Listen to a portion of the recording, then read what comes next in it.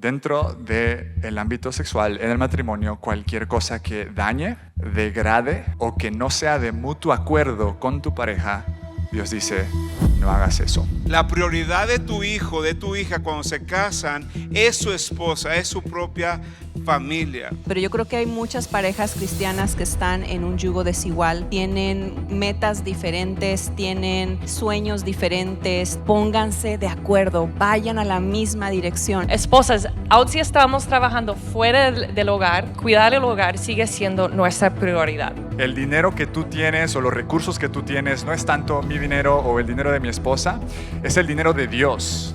En este panel le llamamos panel de preguntas y respuestas o panel de preguntas rápidas. Ahora, sé que ya los conocen, pero están aquí nuestros pastores Paul y Priscila. Es que los presentó en el video, pero como quiera. Y Carlos y Brooke Erazo, también parte del equipo pastoral aquí en Lake Point. Ahora, esto de las preguntas rápidas, vamos a decir una pregunta y vamos a poner un contador aproximado de 2 minutos que nuestro pastor Paul seguro cumple el tiempo, ¿verdad, pastor? Yo pensé que te estabas burlando de mí por eso del contador, pero voy Lo a vamos tratar. a poner aquí sutilmente, como nada más para que lo veas. Voy a hablar como hablé la semana pasada con los hombres, bien poquito, ¿verdad? La semana pasada.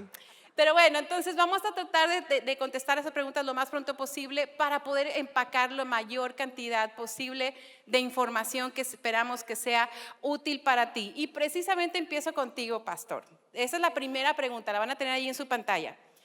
¿Cuáles son algunos límites saludables con los suegros y la familia extendida? Ahora, aclaro que le dimos esta pregunta al pastor porque tiene la mejor familia extendida del mundo, ¿verdad que sí?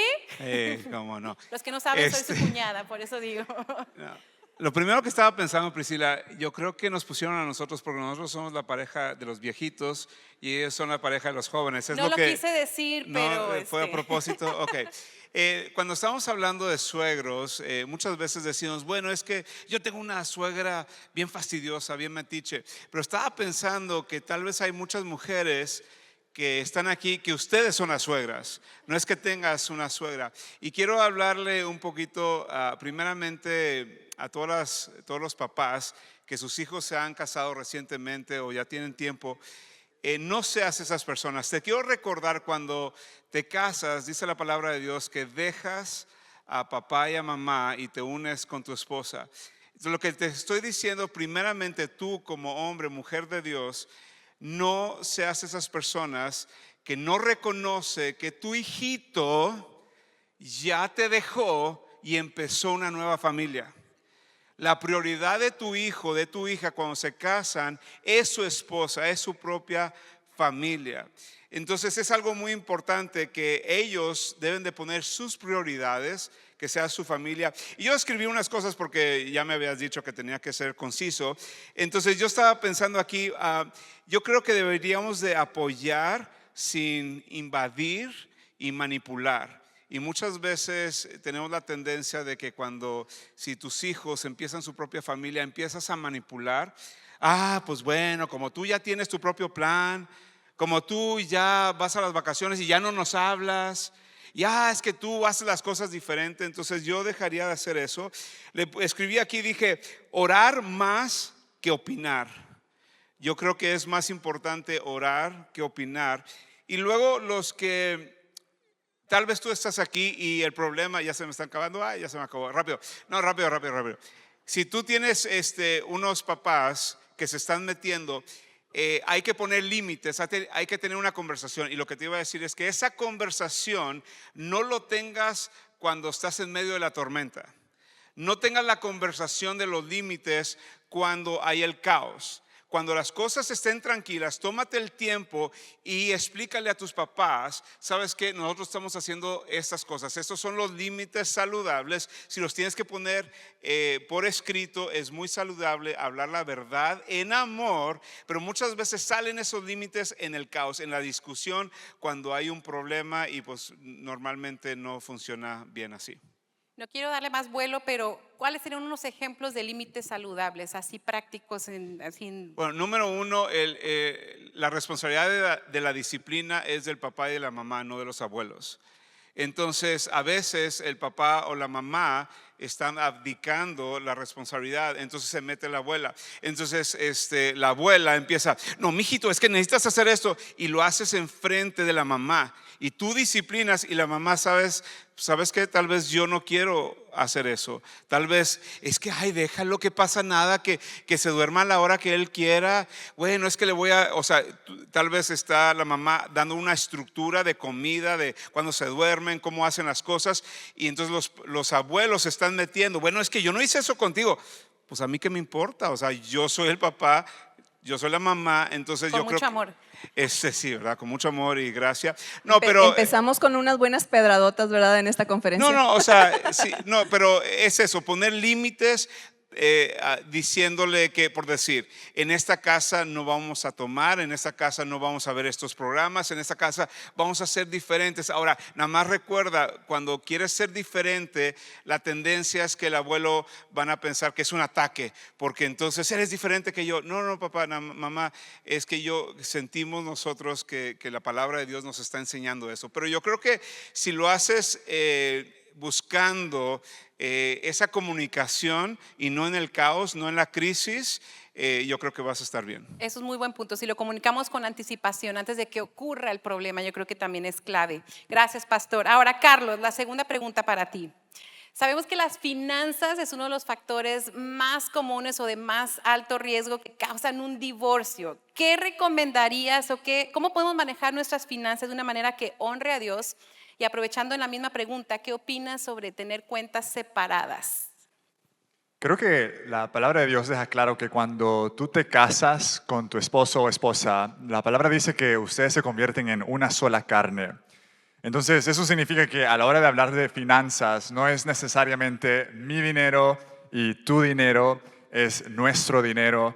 No tenemos dos cuentas bancarias porque somos uno, no somos dos. Creo que también a la hora de hablar de este tema, lo que yo te diría es que con tu esposo o con tu esposa, los dos necesitan estar en la misma página respecto a lo que ustedes creen sobre dinero, sobre finanzas, la visión de tu matrimonio para un futuro, sobre cómo van a administrar los recursos que Dios les ha encomendado en esta temporada. Tiene que haber claridad entre los dos de que si esta es una temporada donde gastamos más, gastamos menos, cuál es el propósito del dinero, cómo usamos tarjetas de crédito.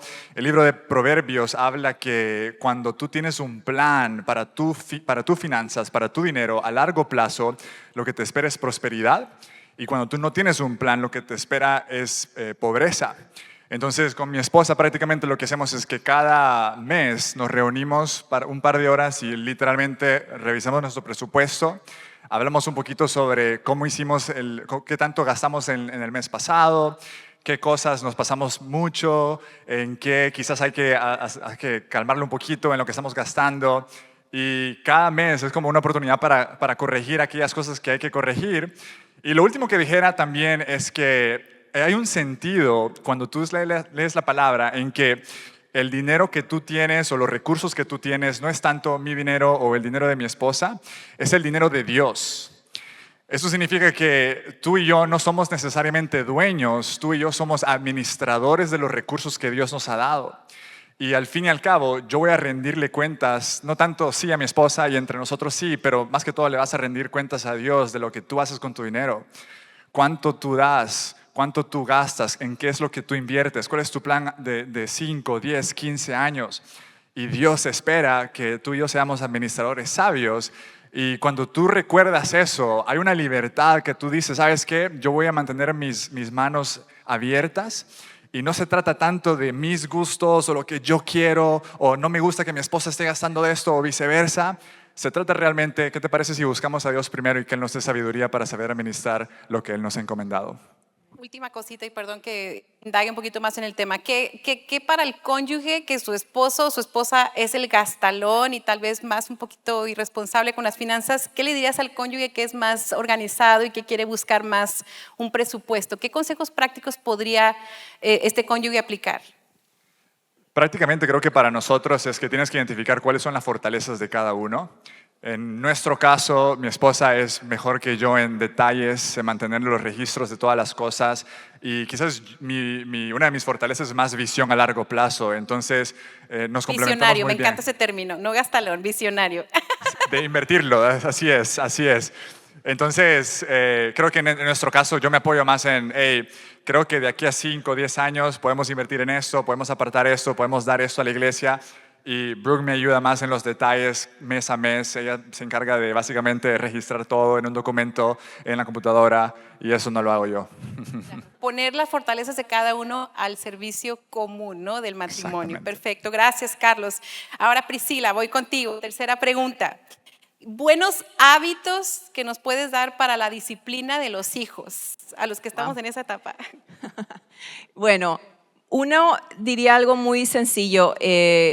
Sé claro en tus expectativas con tus hijos, ¿no? Es diferente cuando le dices a tu hijo o tu hija, quiero que limpies tu cuarto y no estás especificando qué es lo que estás esperando y luego lo castigas porque no lo hizo como tú lo querías o te enojas ya, o corriges ya en enojo, pero en cambio de decirle algo tan como ancho, el decirle limpia tu cuarto, mejor sé específico y dile, ¿sabes qué? Quiero que no haya ropa tirada en el suelo, no quiero que haya basura, no sé específico qué es lo que quieres. Entonces creo que muchas veces a nuestros hijos, sean pequeños, sean adolescentes, si somos específicos qué es lo que estamos esperando de ellos, es mucho más fácil. Ahora eso me lleva a lo siguiente, si estableciste la expectativa y los hijos no lo cumplen, pues cumple la consecuencia, cumple lo que dijiste que iba a pasar si esto no sucedía. Creo que a veces como padres o estamos cansados y yo comprendo, no viene de un lugar de que soy una mamá perfecta, para nada, estoy lejos de eso, pero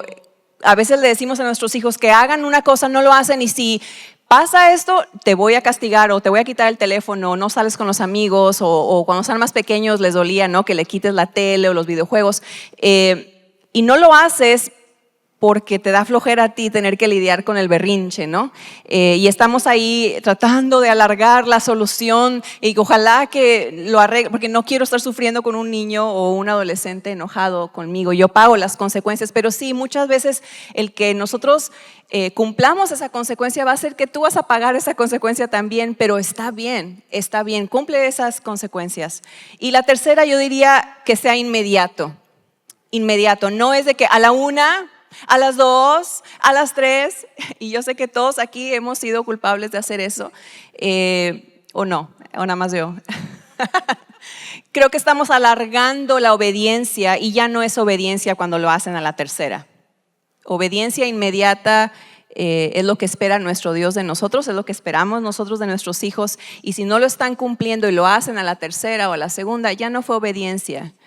Ya fue desobediencia. Entonces sería yo, expectativas claras, cumple las consecuencias y que sea una obediencia inmediata. Yo creo que sería un buen punto ahí. Yo nada más agregaría con las expectativas, o sea, el tiempo, por si limpia tu cuarto, pero lo necesito que esté limpio antes de que se termine 1 hora, porque luego llegas y es que pues me dijiste, pero no me dijiste para cuándo, yo pensaba que para el próximo fin de semana.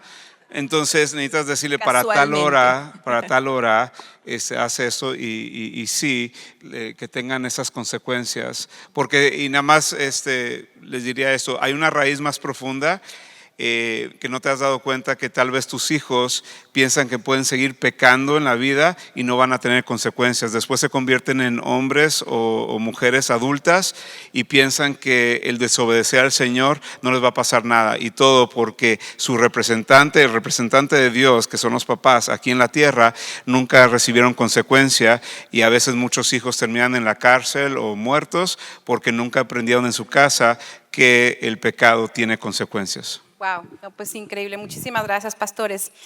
Pregunta número 4 para Brooke. ¿Cómo recomendarías repartir las tareas del hogar?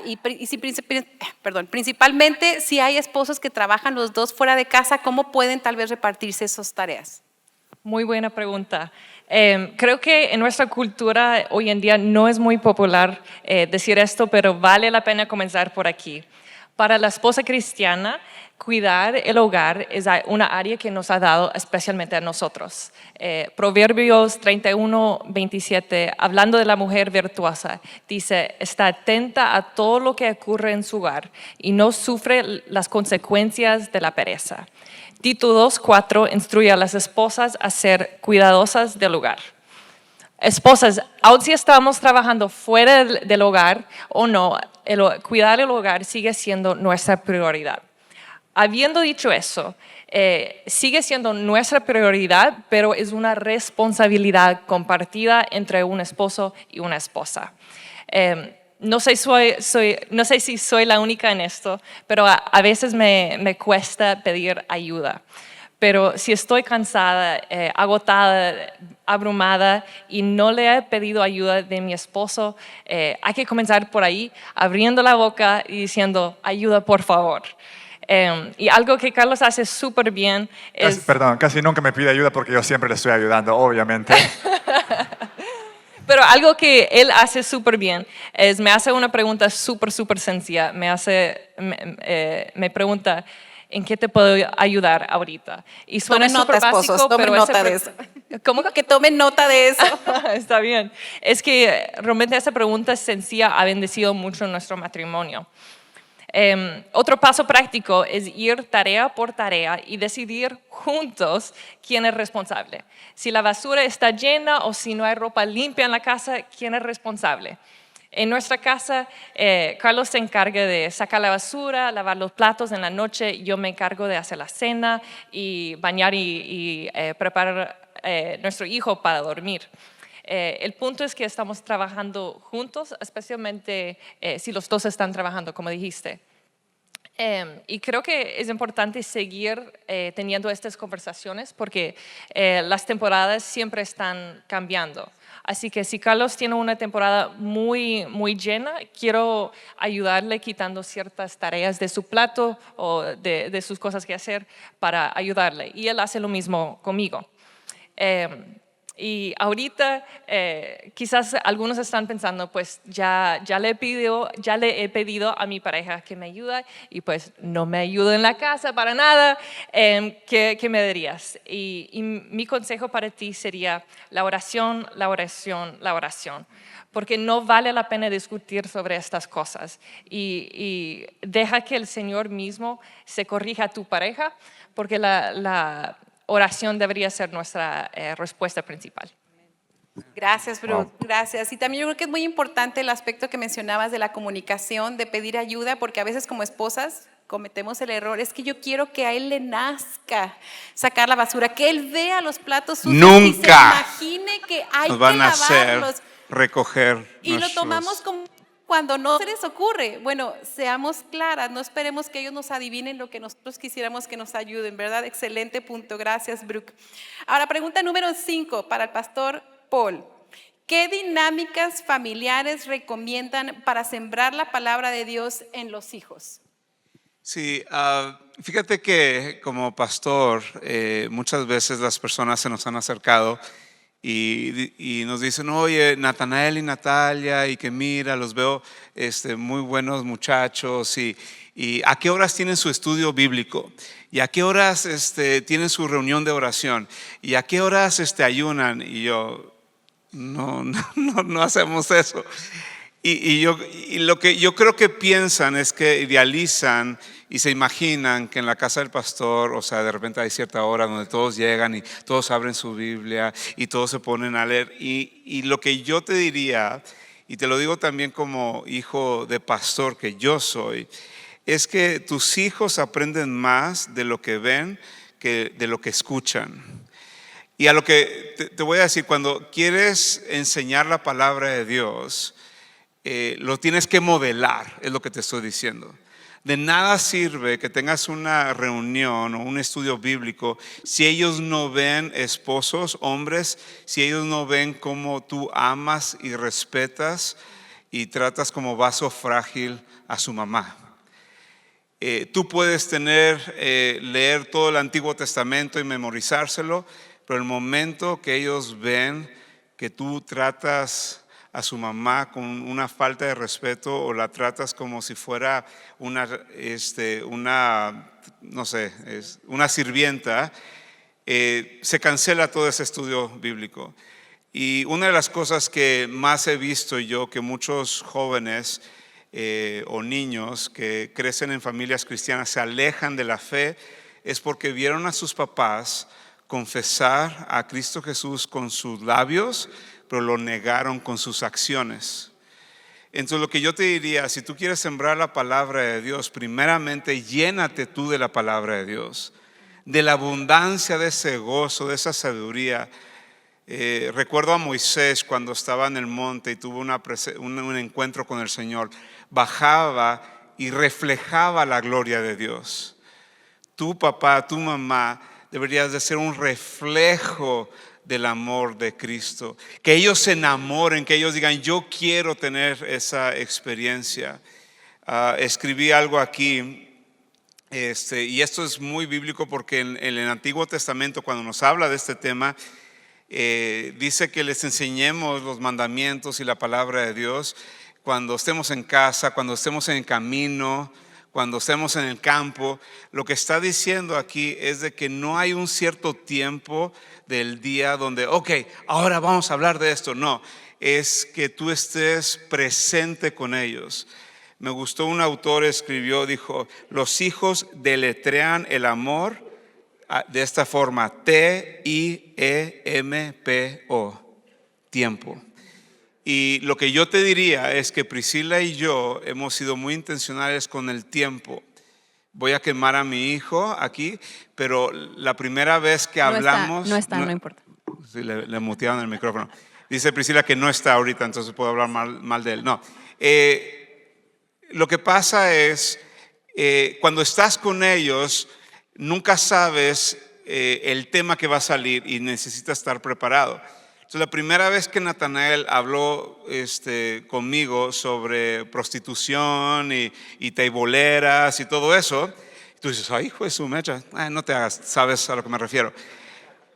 Fue porque veníamos manejando por la 30, o sea, una carretera que está aquí por Dallas, y había un letrero grandote ahí al lado, algunos de ustedes saben qué letrero me refiero, y habla de un club para hombres, ¿verdad? Entonces está una mujer ahí semidesnuda. Natanael la ve como a los 11 años y ahí me hace la pregunta. Entonces no es como si me senté con él y dije, ok, ahora vamos a hablar de sexualidad. No, pero estaba yo presente. Entonces ahí apagué la radio. No le dije, espérame tantito, después hablar, es que esta es mi canción favorita. No, la apagué. Y empecé y estaba listo y tuvimos una conversación sobre sexualidad.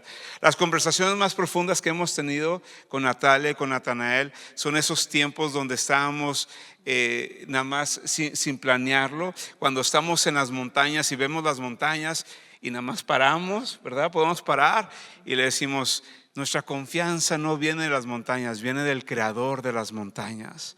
¿A qué se refiere? Y me empiezo a profundizar, está bien. Y le decía, ¿sabes por qué dice eso Salmos? Porque en esos lugares altos, ahí hacían sacrificios. Y ahí creían que vivían los dioses. Pero por eso dice que nuestro Dios Jehová es el creador de los cielos y la tierra. Por eso se le llama el gran yo soy. Cosas teológicas bien fuertes. Pero fue cuando íbamos en las bicis por las montañas. No cuando... a las 6 de la mañana abrimos la Biblia en la casa del pastor. No, el pastor a las 6 de la mañana está bien jetón, está dormido, ¿ok? Entonces, y por último, lo que te iba a decir, recuerda que nuestras palabras, nuestra lengua tiene el poder de bendición y maldición. Lo que sí creo que debería ser un hábito diario, ora por ellos, pero escúchame. No nada más ora por ellos en privado, ora que ellos te escuchen. Impon manos. Hay un estudio bien interesante, ya me pasé como 3 minutos. Está bien, es el pastor, usted puede pasarse. Hay un estudio muy interesante que checaron los hombres que están en las cárceles y muestran el porcentaje de hombres afroamericanos, el porcentaje de hispanos, el porcentaje de anglos que están ahí, y son porcentajes muy grandes. Y el porcentaje de judíos que hay ahí es 0.00, casi nada. Y cuando hicieron un estudio se dieron cuenta que era la diferencia Y es que el judío tiene una tradición que todos los días impone manos sobre ellos y verbalmente dicen que el Señor te bendiga, que el Señor te guarde, que el Señor te mire con agrado y te extienda su amor. Y lo que pasa es que en el corazón de nuestra hija o nuestro hijo, cuando verbalizamos las bendiciones de Dios, el versículo lo están guardando en el corazón y los mandas al mundo, ahí a la escuela, y ellos es como si les estás mandando con las herramientas, y cuando ese día alguien se burló de ellos, cuando cometieron un error o lo que sea, su corazón está lleno porque recibieron la palabra de Dios, la palabra de la bendición de su papá y de su mamá. Entonces, eso sí, les animo que todos los días impongan manos, diles cuánto los aman y pronuncien bendición de la palabra de Dios sobre ellos. Amén, amén. Muchas gracias, pastor. Carlos, esa pregunta es para ti. Eso es algo que lamentablemente vemos muy comúnmente dentro de la iglesia. Y la pregunta es, ¿qué hacer si un cónyuge no es cristiano o no quiere venir a la iglesia? Creo que si tú estás aquí o si conoces a alguien que quizás tú eres cristiano, pero tu cónyuge o tu esposo o esposa no lo son, tienes que saber, primero que nada, que el corazón de Dios es bendecirte a ti y usarte a ti para traer salvación a tu casa, para traer salvación a tu matrimonio. Eso es lo primero. Lo segundo es que la forma en que eso sucede o la forma en que eso se pone en práctica se ve un poquito diferente para los hombres y para las mujeres, porque al fin y al cabo Dios nos deja claro en la palabra y también lo vemos en la realidad que la forma en que Dios diseñó a los hombres y a las mujeres son muy diferentes. Así que déjame primero hablarle a los hombres primero. Hay una estadística que dice que se hizo un estudio en algún tiempo donde encontraron que cuando una mujer o una esposa es cristiana, la probabilidad de que el resto de su familia, incluyendo su esposo, se convierta a Cristo es de 13%. Tiene mucha influencia. Pero después hicieron la misma prueba con el esposo. Y lo que encontraron es que cuando el esposo es cristiano, la probabilidad que el resto de la familia se convierta a Cristo sube a 90%. Entonces, lo que tú tienes que recibir de eso es lo siguiente, que si tú eres un esposo y tú eres cristiano y tu esposa no lo es, o quizás tu familia no lo es, lo que tienes que saber es que Dios te llamó a ser líder y de que Dios te ha diseñado de tal forma que tienes una influencia única y que la palabra de Dios dice que tú eres una cabeza. No dice que eres una cabeza si tú quieres o si te sientes bien o si obedeces lo que dice la palabra de Dios. Dice que eres una cabeza, lo cual implica que o eres una cabeza sabia o una cabeza no sabia. Entonces tú tienes que reconocer que tienes una influencia que tienes que usar para que tú, al llegar a tu matrimonio, en tu casa, eres tú quien toma la iniciativa de pastorear a tu esposa y a tu familia. Eres tú quien tiene la responsabilidad delante de Dios de establecer la temperatura espiritual en tu hogar, de orar, de traer los hábitos espirituales en tu casa, y creo que Dios te quiere usar para que hagas eso con el resto de tu familia y en particular con tu matrimonio. Ahora, si tú eres una esposa, la palabra de Dios también dice que tú tienes un poder muy único también que Dios pone sobre tu vida para influenciar a tu esposo si no es cristiano. Y tenemos un versículo bíblico, 1 de Pedro, capítulo 3, verso del 1 al 2, dice lo siguiente, dice: de la misma manera, ustedes, esposas, tienen que aceptar la autoridad de sus esposos. Entonces, aun cuando alguno de ellos se niegue a obedecer la buena noticia o no conozca a Cristo, la vida recta de ustedes les hablará sin palabras. Ellos serán ganados al observar la vida pura y la conducta respetuosa de ustedes. A ti, esposa, Dios te ha dado una gracia sobrenatural que va más allá de tu capacidad natural para que cuando tu esposo vea tu conducta, vea tu manera de ser, vea la manera en que tú amas a Dios y le sirves a otros y amas a tu esposo diga, hay algo que tú tienes que yo no tengo y necesito tener. Y la forma que tú les enseñas a tus hijos, tú traes la presencia de Dios a tu casa, hay algo que tu esposo va a ver y va a decir, necesito lo que tú tienes. Entonces, diría eso para el hombre, para la mujer, y por último también diría que si tu esposo o tu esposa no conoce a Cristo todavía, tú necesitas interceder constantemente por su salvación. Y creo que a veces decimos, no, pero ya intenté todo y no pude mis propias fuerzas. Y lo que tienes que recordar es que quizás tú puedas intentar cambiarle su parecer, su mente, pero solamente el Espíritu Santo puede tocar su corazón. Entonces, la única respuesta y tu primera respuesta por sobre todo siempre debería ser: Dios, te pido que vayas por mi esposo. Dios, te pido que vayas por mi esposa. Rescata su alma, no le des descanso, haz lo que tengas que hacer y Dios es fiel para responder esas oraciones. Amén, amén. Gracias por eso. Y espero que este mensaje le traiga esperanza tal vez al esposo o la esposa que está aquí en esa situación. Gracias, Carlos, por compartir. Y la última pregunta que tengo es para Carlos y Brooke, por la naturaleza de la pregunta. Van a ver por qué. ¿Qué está prohibido o permitido en la relación sexual en el matrimonio según la Biblia? Ay, ay, ay. Creo que esta respuesta será para Brooke. Dale, Brooke, decinos. De regreso a ti, cabeza de la familia. Ahí está, muy bien. Muy sabia. Gracias por la pregunta, Pamela. A la hora de hablar de este tema, creo que tenés que comenzar considerando que hay 3 perspectivas sobre cómo tú vas a ver el sexo. Y la primera es que mucha gente, esta a la vez más en la cultura popular de hoy en día, mucha gente ve el sexo como un dios en sus vidas. Es cuando alguien le da demasiado peso o demasiada influencia. Esto es literalmente la persona que pone su identidad en el sexo. Este es el adolescente que dice: uy, soy triste y algún día seré feliz. Cuando me case, tendré sexo, finalmente seré feliz. Calma. Como que los casados dicen: pues no funciona tanto así. Es una bendición, pero tampoco para llenar tu vida. Hay gente que ve el sexo como un ídolo, como Dios. Esa es la primera. La segunda perspectiva es que hay gente que no ve el sexo como un Dios, pero sí lo ve como algo despectivo. Es algo sucio. Eso es para algunos de nosotros que quizás nos criamos en un ambiente de una iglesia donde nos dijeron: no, eres joven y te dicen el sexo es malo, malo, malo, malo, malo, malo, malo, malo. Te casas, mágicamente ahora es bueno. Ahora te tiene que gustar y tú tienes que estar emocionado. Y la perspectiva se mantiene que es algo que hay que tolerar, pero no es algo que puedo disfrutar. Esa es la segunda perspectiva. Y la tercera perspectiva del sexo es que la que encontramos en la palabra de Dios es que no es un Dios, no es algo denigrante, sino que es una dádiva, es un regalo de parte de Dios. Eso significa que cuando hablamos sobre qué se permite, qué está prohibido, tienes que mantener en cuenta que de lo que estamos hablando es un regalo que viene de parte de Dios, que es un buen regalo. No es un regalo que nosotros recibimos con alegría y no es algo despectivo para rechazar y tampoco es algo que lo consideramos como Dios para idolatrar. Así que lo que voy a hacer es que quiero compartirte quizás primero lo que está permitido y después lo que está prohibido según lo que la palabra de Dios nos dice. Lo primero que está permitido es lo siguiente. Mira, lo anoté aquí porque quiero ser preciso.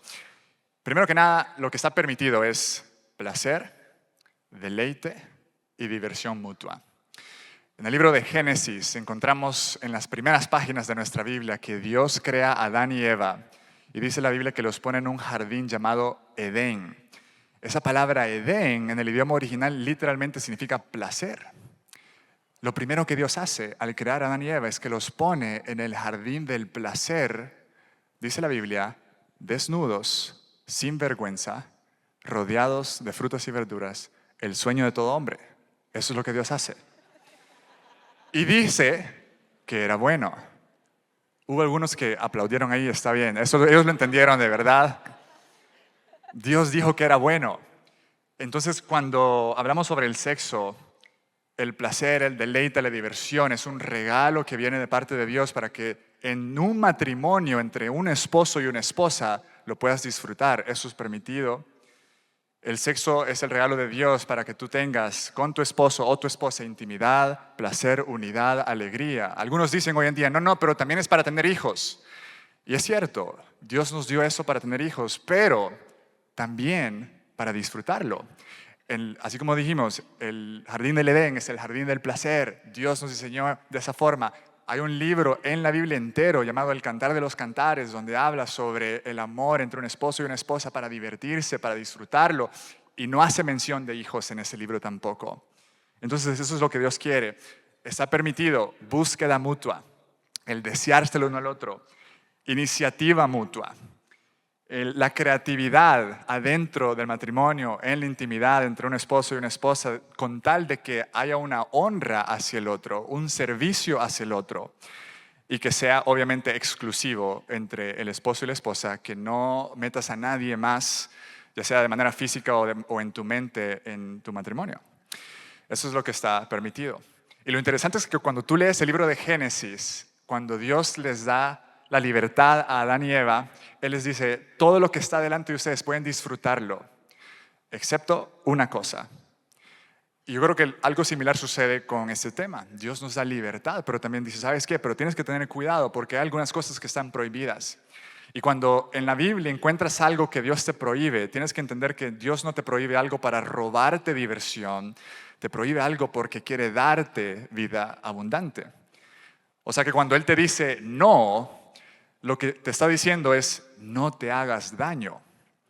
Entonces quiero listar las cosas que la Biblia deja claro que está prohibido dentro de una relación sexual dentro del matrimonio. La primera es adulterio. Cuando tú te acuestas con alguien que no es tu esposo o tu esposa, Dios dice, eso no es para ti. Eso no es consistente con mi diseño para tu matrimonio. La segunda es poligamia. Cuando la Biblia deja claro que Dios te dio un esposo y una esposa hasta que la muerte los separe. Hoy en día hay gente que dice, hey, pero en el Antiguo Testamento encontramos muchos ejemplos de gente que tuvo muchas esposas y entonces eso significa que está bien. Y lo curioso es que si tú lees el Antiguo Testamento te vas a dar cuenta que cada hombre con muchas esposas vivió una vida miserable, ¿ok? Es una mala idea, no lo hagas.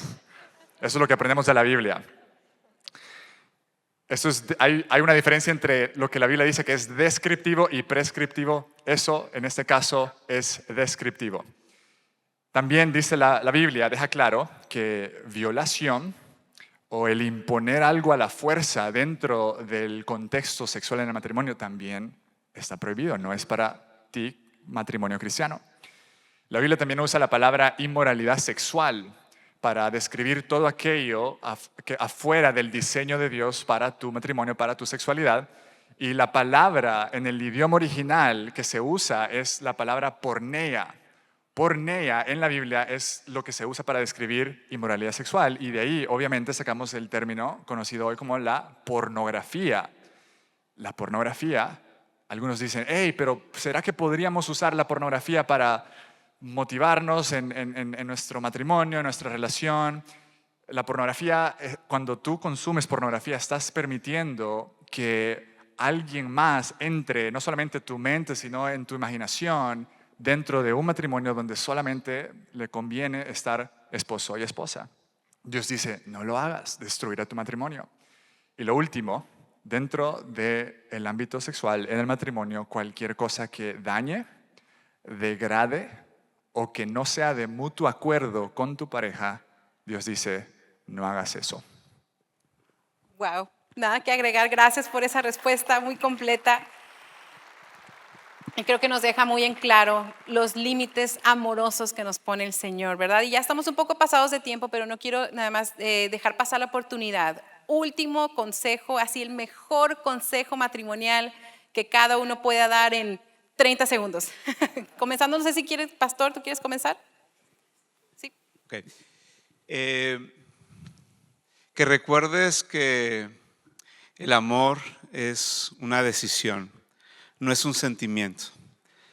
A veces decimos, bueno, es que ya no siento. No, el amor es una decisión.